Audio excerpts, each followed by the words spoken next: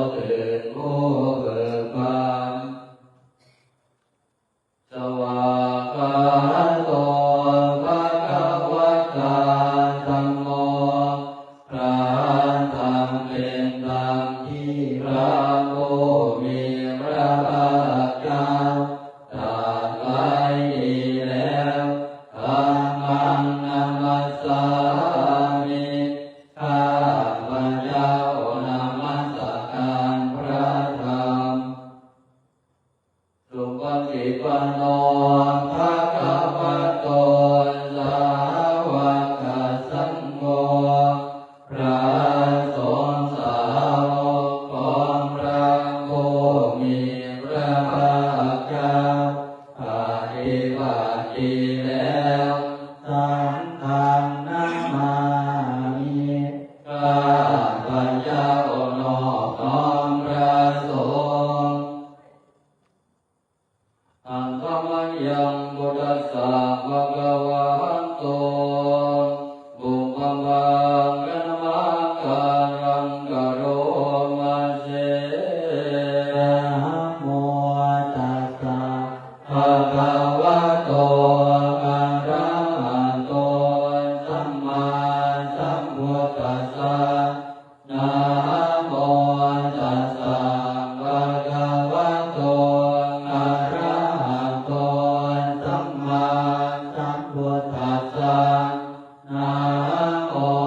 ตัสสะภะคะวะโตขอนอบน้อมแด่พระผู้มีพระภาคเจ้าพระองค์นั้นอะระหะโตซึ่งเป็นผู้ไกลจากกิเลสสัมมาสัมพุทธัสสะ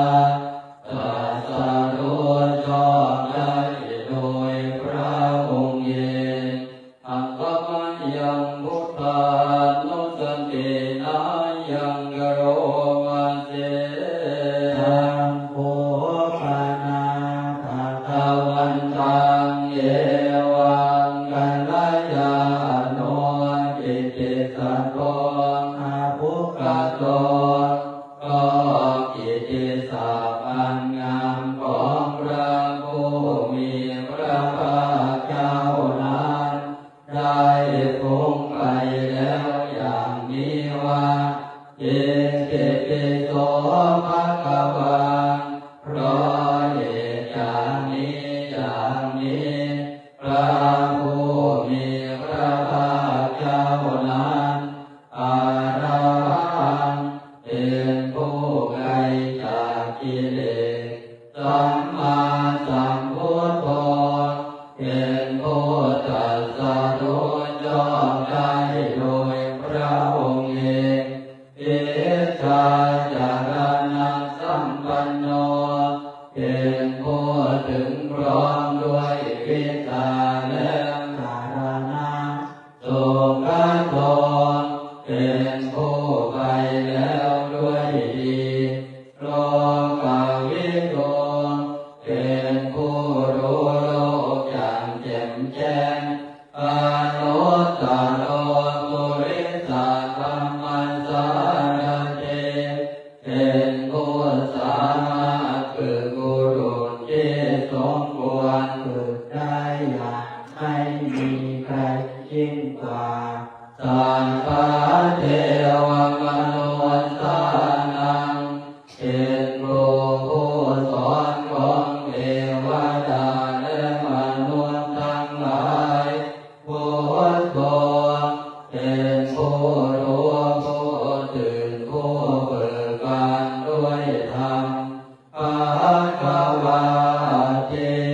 เป็นผู้มีความจำเริญจำแนกคำสั่งสอนสัตว์ดังนี้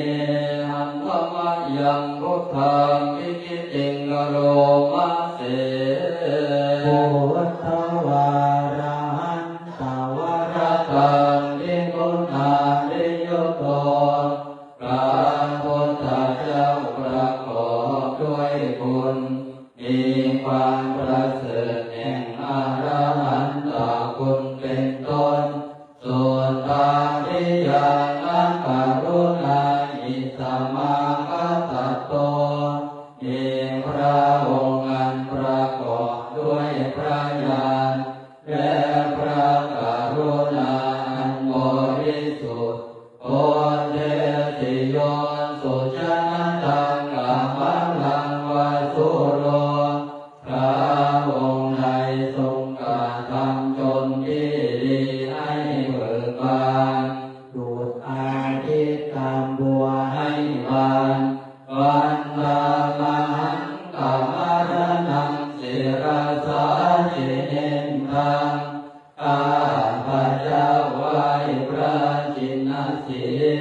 ผู้ไม่มีกิเลสพระองค์นั้นด้วยเสียงกล่าวพุทโธโยสัพพปานินังสารนังเจมาพุทธมังพระพุทธเจ้าพระองค์ใดเป็นสารณะอันเกษมสูงสุดของสัตว์ทั้งหลายอาตมานุสติฐานังวันทังนิทังจิเรนังข้าพระเจ้าไหว้พระพุทธเจ้าพระองค์นั้นอันเป็นที่ตั้งแห่งความระลึกองค์ที่หนึ่งด้วยเสียงกล่าวพุทธัสสะหันสมิทัสโสมาพุทโธเมสานิกิสโรข้าพระเจ้าเป็นทาสของพระพุทธเจ้าพระพุทธเจ้าเป็นนายนิสระเหมือนข้าพระเจ้าพุทโธโธกัสสะกาตาจังวิทาตาจาหิตัสสะเมพระพุทธเจ้าเป็นเครื่องกำจัดทุกข์และทรงไว้ซึ่งประโยชน์แก่ข้าพระเจ้าพุทธัสสะหังนิยาเจมิสาริรังชีวิตังจิตังข้าพระเจ้ามอบกายถวายชีวิตนี้แด่พระพุทธเจ้าวันทันโตหันจาเดสานิพุทธเสวะสุทิตังข้าพระเจ้าผู้ไว้อยู่จากพระพุทธตามถึงความตรัสรู้อีกของพระพุทธเจ้านั้นจะเนืองสารนังอัญญังพุทโธเมสารนังวรังสารณะอื่นของข้าพระเจ้าไม่มีพระพุทธเจ้าเป็นสารณะอันประเสริฐของข้าพระเจ้าเยเจนะสัจวัชเชนะปัฏฐยังสัตตุสัตตะเนด้วยการกล่าวคำสัตย์นี้ข้าพระเจ้าพึงจะเดินในพระศาสนาของพระศาสดาพุทธังเมวันธัมมาเนนะยังบุญยังปัสสุทังอิทังข้าพระเจ้าผู้ไว้อยู่ซึ่งพระพุทธเจ้าได้ขวัญขวายบุญใดในบัดนี้สัมเพติอันตรายาเมมาเหตุตัสสะเจจัสสะอันตรายทั้งปวงอย่าได้มีแก่ข้าพระเจ้าด้วยเดชแห่งบุญนั้นอาเยนวาจายาวะเจตัสสะวะด้วยกายก็ดีด้วยวาจาก็ดีด้วยใจก็ดีพุทเทโกกัมมังปะกะตังมายายังกังนาจิเตียนันใดที่ข้าพระเจ้ากระทำแล้วในพระพุทธเจ้าพุทโธปฏิคังอัตโตอัจฉยันตังขอพระพุทธเจ้าจงงดซึ่งโทษล่วงเกินนั้นกาลันตะเดสัมภวิโตวะพุทเทเพื่อการสำรวมระวังในพระพุทธเจ้าในการต่อไปปัตตมยังกัมมานุสันตินายังกโรมัสเสสวะคาโตภะคะวะตา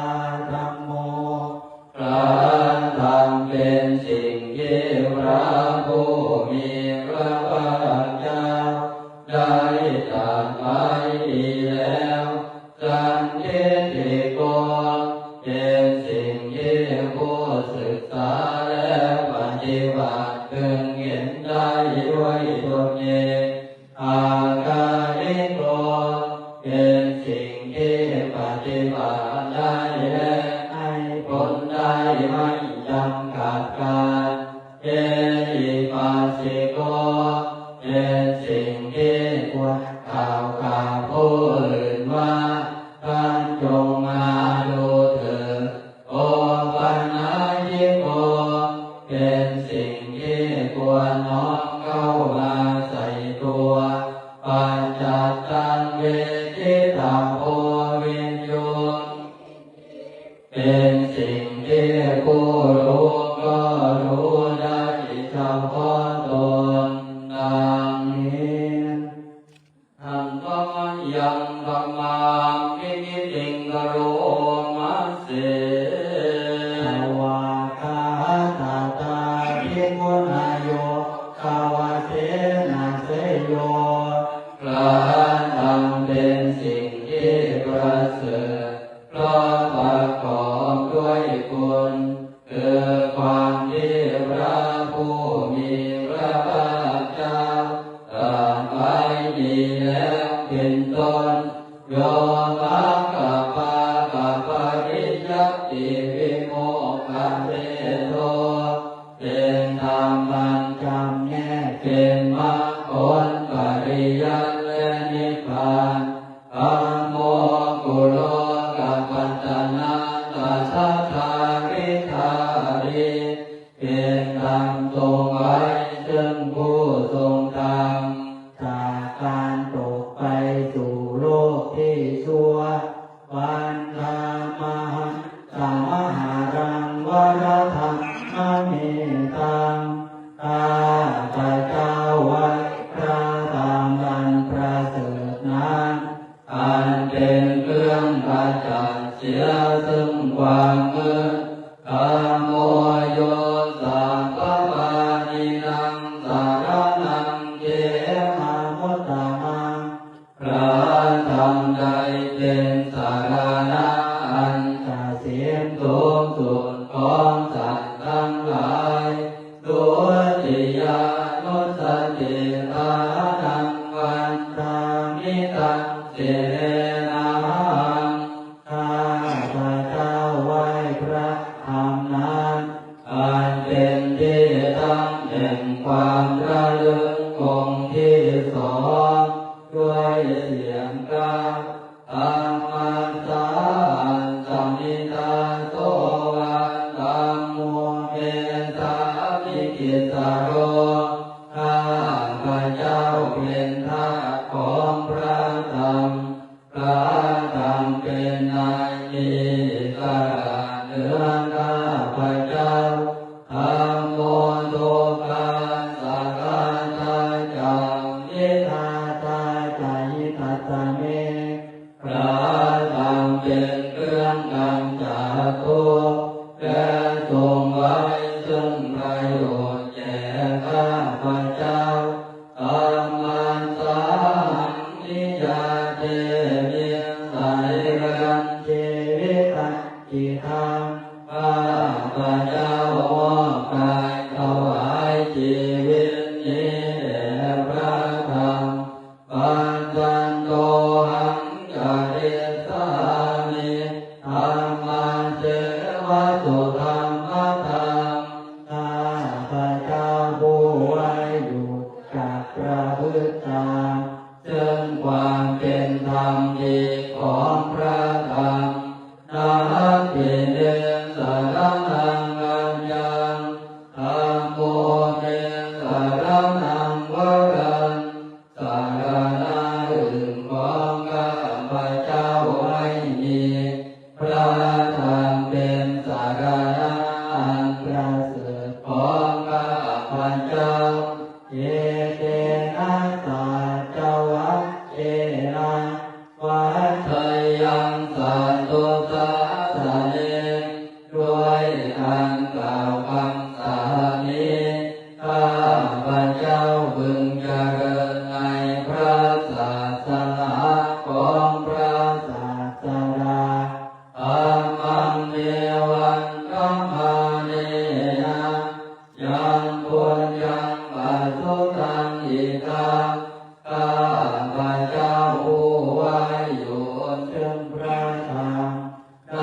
ขวัญขวายบุญใดในบัดนี้สัพเพเตอันตรายามิมาเยสุขัสสะเตจัสสะอันตรายทั้งปวงอย่าได้มีแก่ข้าพเจ้าด้วยฤทธิ์แห่งบุญนั้นกายเย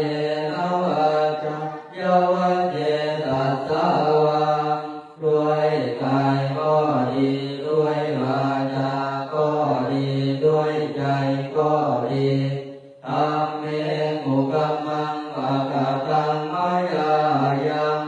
กานาติญาณันใดที่ข้าพเจ้ากระทำแล้วในพระธรรมตามตัวปฏิคันอาตัวชยันตังขอพระธรรมจงหมดซึ่งโทษดวงเกินนานกาลันตะเรสัพปริโทวะธรรมเมเพื่อการสำรวมระวังในพระธรรมในการต่อไปอังคมยังสังฆานุสันตินายังกโรมาเสสุปฏิปันโนภะคะวะโตสาวกสังโฆสงฆ์สาวกของพระผู้มีพระภาคเจ้าผู้ใดปฏิบัติดีแล้วผู้ชุปฏิปันโนภะคะวะโตสาวกสังโฆสงฆ์สาวกของพระผู้มีพระภาคเจ้าผู้ใดปฏิบัติตรงแล้ว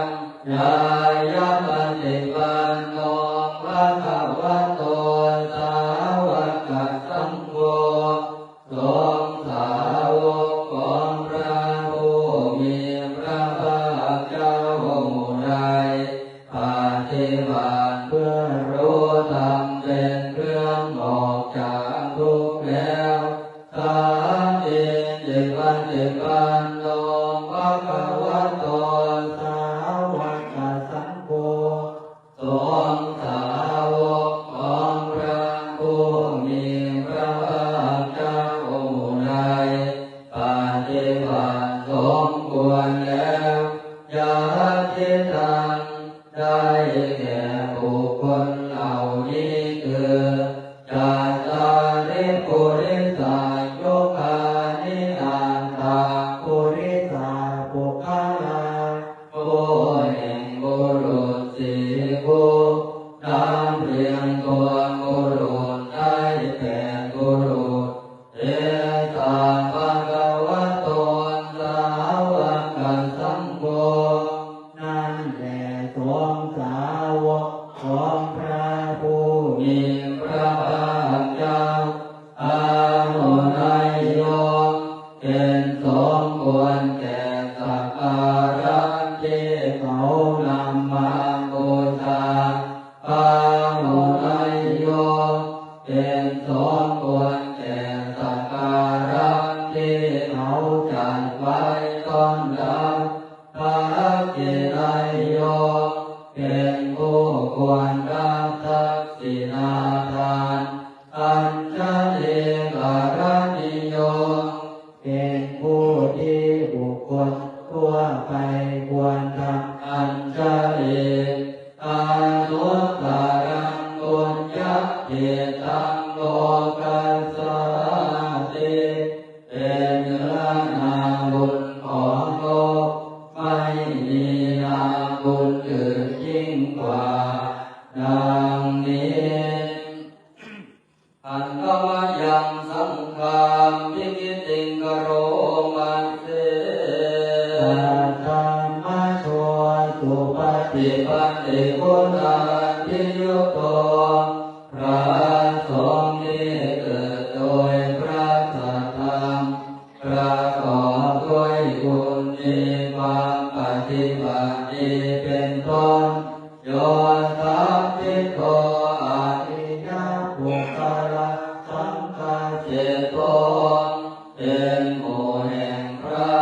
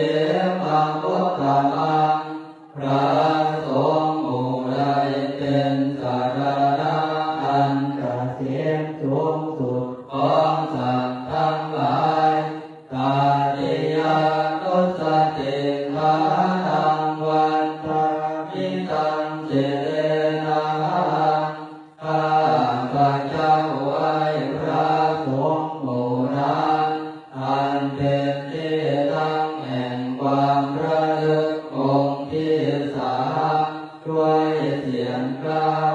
สังฆาสาสัมมิตาโสวะสังโฆมิสังคิกิสโรข้าพระเจ้าเป็นทาสของพระสงฆ์พระสงฆ์เป็นนายเจอิสระรักข้าพระเจ้าสังโฆโตกัสสะปะทานามิตาตาจายิตาสัมเมพระสงฆ์เป็นเครื่องบังจากทุกข์และทรงไว้ซึ่งประโยชน์แก่ข้าพระเจ้าสังฆาสานิยาเจเนสาเอรังเจวิตังกิตังข้าพระเจ้ามอบกายถวายชีวิตนี้แด่พระสงฆ์วันทันโตหังจาริสามิสัมปัสโสปฏิปันนะตังข้าพระเจ้าผู้ไว้อยู่จากพระพุทธธรรมซึ่งความปฏิบัติดีของพระสงฆ์นาทิเนสรณังอัญญังสังโฆมิสรณังวรังสรณะอื่นของข้าพระเจ้าไม่มีพระสงฆ์เป็นสรณะอันประเสริฐของข้าพระเจ้าเอเตนะสัจจวัตเตนะวัฏฏัยยังสัตตุสัสสะเนด้วยการกล่าวคำสรรเสริญข้าพระเจ้าพึงเจริญในพระศาสนาของพระศาสดาสังฆังเมวันธรรมานินะยังปุญญังปัสสุตังอิทังข้าพระเจ้าผู้ไว้อยู่ถึงพระสงฆ์ได้ขวนขวายบุญใดในบัดนี้สัพเพปิอันตรายามิมาเยสุตัสสะเตชัสสะอันตรายทั้งปวงอย่าได้มีแก่ข้าพระเจ้าด้วยเดชแห่งบุญนั้นกายเยนะวาจายวัจเจตัสสาวาด้วยกายก็ดีด้วยวาจาก็ดีด้วยใจก็ดีสังเฆอุคัมมังอะกตังอะยายังทำหน้าที่เพียรอันใดที่ข้าพระเจ้ากระทำแล้วในพระสงฆ์สังโฆปฏิคันหันโตอัจฉยันตังพระสงฆ์จงงดซึ่งโทษล่วงเดินใน